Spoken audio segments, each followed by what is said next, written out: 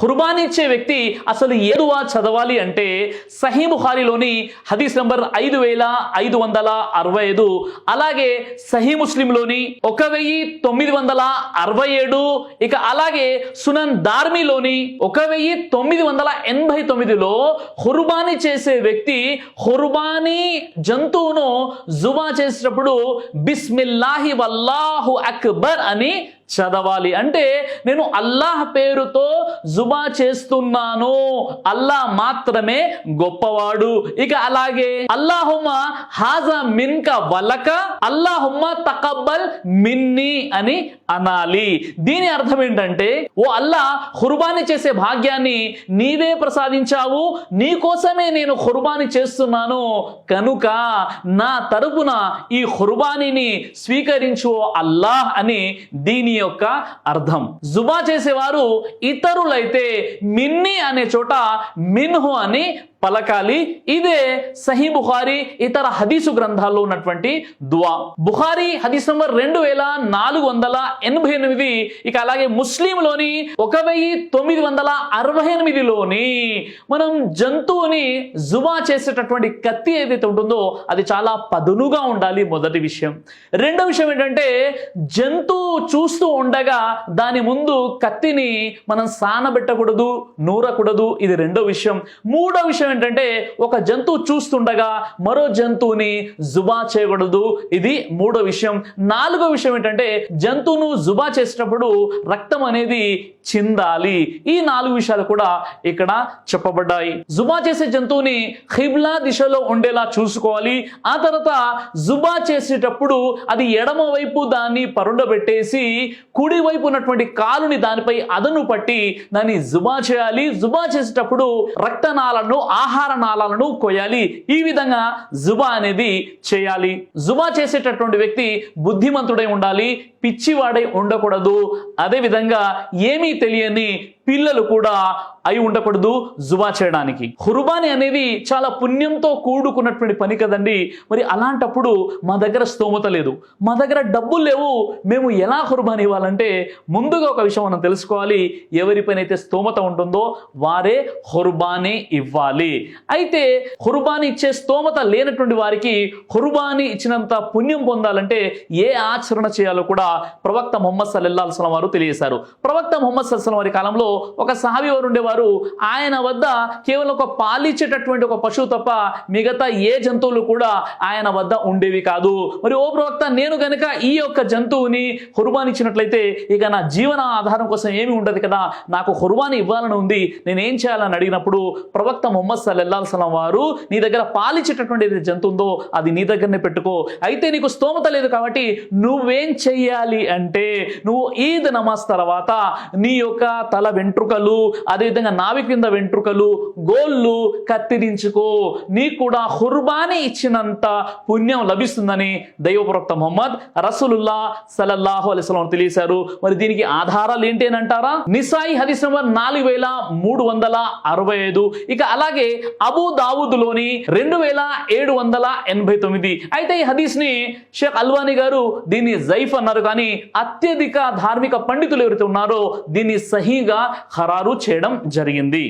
కాబట్టి ఈ ఆచరణ ఎవరి కోసం అంటే, కనీస ఖుర్బానీ ఇచ్చేటటువంటి స్తోమత లేనటువంటి వారి కోసమే తప్ప మిగతా వారు స్తోమత ఉండి కూడా వారు మేము కేవలము ఏ తలనీలాలు సమర్పించుకుంటామండి, గుండు చేయించుకుంటాము, వెంట్రుకలు తీసేసుకుంటామంటే వారి కోసం కాదు.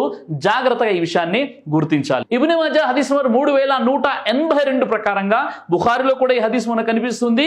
స్త్రీ సోదరిమణులు కూడా జుబా చేయాలనుకుంటే వారు కూడా బిస్మిల్లాహి అల్లాహు అక్బర్ అని ఖుర్బానీ జంతువుని వారు జుబా చేయవచ్చు. బుఖారీ హదీస్ నంబర్ 1716 హదీస్ ని కాస్త మనం పరిశీలించినట్లయితే, మనం ఖుర్బానీ ఇచ్చేసిన తర్వాత దాని యొక్క జంతు చర్మము, ఆ తోలు ఏదైతే ఉంటుందో అది మజ్దూరీగా ఖుర్బానీ చేసినటువంటి ఆ వ్యక్తికి మనం ఇవ్వకూడదు, కానీ కానుకగా బహుమానంగా అది ఇవ్వవచ్చు. దాన్ని డబ్బులకు ఎట్టి పరిస్థితుల్లో ఖుర్బానీ యొక్క చర్మాన్ని, జంతు చర్మాన్ని మనం అమ్మకూడదు. సూరే అల్ హజ్ సూర నంబర్ 22 ఆయత నంబర్ 28 మరియు 34 24 ప్రకారంగా బహీమతుల్ అన్ఆమ్ అనేటటువంటి పదం వాడబడింది. అంటే ఖుర్బానీ ఇచ్చేటువంటి జంతువులు ఏవైతే ఉన్నాయో ముఖ్యంగా ఆవు లేదా గొర్రె, మేక. ఇక్కడ ఆవు అనేది ఇక్కడ చట్టం అంగీకరించదు కాబట్టి ఇక్కడ ఉలమాలు కూడా ఆవు బదులు ఎద్దు అని చెప్పారు. అదేవిధంగా మేక మరియు గొర్రె హదీసుల్లో మనకు ఒంటె యొక్క ప్రస్తావన కూడా ఉంటుంది. అయితే ఏ జంతువు ఏ వయసు కలిగి ఉండాలి అన్న విషయంలో కూడా చాలా స్పష్టమైనటువంటి విషయాలు హదీసులో చెప్పబడ్డాయి. సహీ ముస్లిం హదీస్ నంబర్ 1963లో ఒకవేళ మీరు మేక లేదా గొర్రె ఇవ్వాలంటే అది సంవత్సరం నిండి ఉండాలి. ఒకవేళ అది ఎద్దు అయినట్లయితే 2 సంవత్సరాల నిండి ఉండాలి. అదేవిధంగా అది ఒంటె అయినట్లయితే అది 5 సంవత్సరాలు ఉండాలి. ఈ విధంగా ఉన్నటువంటి నిర్ణీత గడువు దాటినటువంటి జంతువుల్ని మనం అల్లా మార్గంలో జుబా ఇవ్వాలి అని ఇక్కడ స్పష్టంగా చెప్పబడ్డాయి. అబూ దావుద్ హదీస్ నంబర్ 2804 ప్రకారంగా ఏదైతే ఖుర్బానీ కోసం మనం జంతువుల్ని బలిగా ఇస్తామో అది స్పష్టంగా కుంటిదై ఉండకూడదు, గుడ్డిదై ఉండకూడదు, అంగవైకల్యం కలిగినటువంటి ఉండకూడదు, ఎముకల్లో సత్తువ మాంసం లేనటువంటిది ఉండకూడదు. ఇలాంటి జాగ్రత్తలు వహించి మనం ఖుర్బానీ జంతువుని తీసుకోవాలి. మనం ఈ యొక్క ఖుర్బానీ యొక్క ప్రక్రియ అనేది పండుగ నమాజ్ తర్వాత నుండి దిల్హజ్జా 13వ తేదీ సూర్యాస్తమయం అంటే మగ్రీబ్ నమాజ్ కంటే ముందు వరకు కూడా మనం ఈ ఖుర్బానీని మనం ఇవ్వవచ్చు. ఇక ఖుర్బానీ సందర్భంగా కొంతమందిలో ఉన్నటువంటి కొన్ని అపోహలు ఏంటంటే కొంతమంది ఏం చేస్తారంటే స్వతహాగా వారి ఖుర్బానీ ఇవ్వరు, కానీ వారి చనిపోయినటువంటి వారి పేర్ల మీద వారు ఖుర్బానీ ఇస్తూ ఉంటారు. చనిపోయిన వారి పేరు మీద ఖుర్బానీ ఇవ్వాలా లేదా అనేది అది భేదాభిప్రాయంతో కూడుకున్నటువంటి విషయం. కానీ ఒక వ్యక్తి తన తరపున ఖుర్బానీ ఇవ్వకుండా తన చనిపోయిన వ్యక్తి తరపున ఖుర్బానీ ఇవ్వాలి అనేటువంటి విషయంలో ఏ ధార్మిక పండితులు కూడా ఈ విషయాన్ని అంగీకరించారు. కాబట్టి ముందుగా మీ ఖుర్బాన్ని మీరు ఇచ్చేటటువంటి ప్రయత్నం చేయాలి. ఇక చనిపోయిన వారి పేరు మీద మనం ఖుర్బానీ ఎలా ఇవ్వాలి అంటే దానికి కూడా ప్రవక్త ముహమ్మద్ సల్లల్లాహు అలైహి వసల్లం వారి యొక్క హదీసు గ్రంథాల్లో అనేక ఆధారాలు మనకు కనిపిస్తున్నాయి. ఇబ్నే మాజా హదీస్ నంబర్ 3122ని కాస్త మనం పరిశీలించినప్పుడు ఖుర్బానీ ఇచ్చేటటువంటి వ్యక్తి ముందుగా తన వైపు నుండి, తన ఇంట్లో బ్రతికున్న వారందరి తరపు నుండి, తన ఇంట్లో చనిపోయిన వారి తరపు నుండి సంకల్పం చేసుకొని అతడు ఖుర్బానీ ఇవ్వవచ్చు. అంటే ఒకే జంతువులో ఇన్ని సంకల్పాలు చేసుకొని అతడు ఖుర్బానీ ఇవ్వవచ్చు. చనిపోయిన వ్యక్తి కనుక అతడు బ్రతికున్నప్పుడు నా పేరు మీద ప్రతి సంవత్సరం మీరు ఖుర్బానీ ఇవ్వాలని వసీహత్ చేస్తే అతని పేరు మీద ఖుర్బానీ ఇవ్వవచ్చని కొంతమంది ధార్మిక పండితులు తెలియజేశారు. అయితే ప్రవక్త ముహమ్మద్ రసూలుల్లాహ్ సల్లల్లాహు అలైహి వసల్లం వారి కాలంలో ఆయన ఎప్పుడైతే బ్రతికున్నారో ఆయన బ్రతికున్నప్పుడే ఆయన యొక్క సతీమైనటువంటి హజరత్ ఖదీజా రదియల్లాహు అన్హా వారు చనిపోయారు. ఇక ప్రవక్త ముహమ్మద్ సల్లల్లాహు అలైహి వసల్లం యొక్క 3 కొడుకులు 3 కూతుళ్ళు కూడా చనిపోయి ఉన్నారు. ప్రవక్త ముహమ్మద్ సల్లల్లాహు అలైహి వసల్లం వారు ఎప్పుడు కూడా నా ఫలానా చనిపోయినటువంటి భార్య పేరు మీద ఈ ఖుర్బానీ, లేదా నా చనిపోయినటువంటి కూతురు పేరు మీద ఈ ఖుర్బానీ, లేదా ఫలానా నా కొడుకు ఎవరైతే చనిపోయాడో అతని పేర ఈ ఖుర్బానీ అని ఎప్పుడు కూడా వారి పేర్లు ప్రస్తావిస్తూ ప్రవక్త ముహమ్మద్ సల్లల్లాహు అలైహి వసల్లం వారు ఖుర్బానీ ఇవ్వలేదు. అందుకే నేను ఇబ్నే మాజాలోని హదీస్ నంబర్ 3122 ఏదైతే నేను ప్రస్తావించానో ఆ హదీస్ వెలుగులో మనం చూసినట్లయితే ఏ వ్యక్తి అయితే ఖుర్బానీ ఇస్తున్నాడో ఆ వ్యక్తి స్వతహాగా తన వైపు నుండి, తన కుటుంబంలో బ్రతికున్న వారందరి తరపు నుండి, తన కుటుంబంలో చనిపోయిన వారి తరపు నుండి కూడా అతడు ఒక జంతువులో ఇన్ని సంకల్పాలు చేసుకొని అతడు ఖుర్బానీ అనేది ఇవ్వవచ్చు. ఇక అలాగే జంతువుని జుబా చేసేటప్పుడు మనం ప్రతి ఇంట్లో ఎంతమంది అయితే ఉంటారో వారందరి పేర్లను ఒక్కొక్కరిగా ప్రస్తావించి జుబా చేయడం అనేది కూడా సమంజసమైనటువంటి విషయం కాదు.